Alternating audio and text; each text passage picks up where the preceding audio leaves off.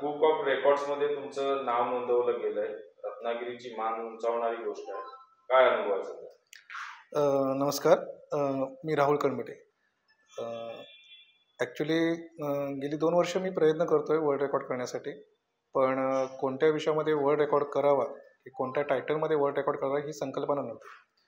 ज्यामध्ये करण्याचा प्रयत्न केला होता ॲक्च्युली ते वर्ल्ड रेकॉर्ड ऑलरेडी आधी झालेलेच होते. त्याच्यामुळे कोणत्या कॅटेगरीमध्ये वर्ल्ड रेकॉर्ड करावं ही संकल्पना मनामध्ये नव्हती.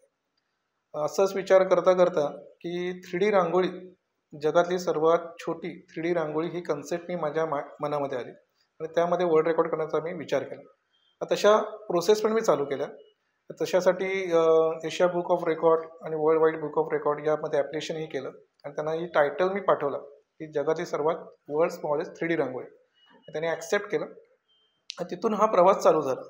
नंतर मग त्यानंतर त्यांनी जो टायमिंग दिला होता, जो कालावधी होता, त्या कालावधीमध्ये त्या रांगोळ्या टायमिंगमध्ये आम्ही पूर्ण करून ती रांगोळीचे व्हिडिओज मी त्यांना पाठवले. काही प्रोटोकॉल जे होते त्यांचे, ज्या रांगोळीसाठी जे लागणारे होते काही नियम, त्या नियमामध्ये आम्ही ती रांगोळी काढून मी त्यांना ती पाठवली. आणि त्याच्यानंतर त्यांचं एक आय थिंक 5-6 दिवसामध्ये त्यांचं ॲप्रूव्हल आलं की तुमचा वर्ल्ड रेकॉर्ड झालेला आहे.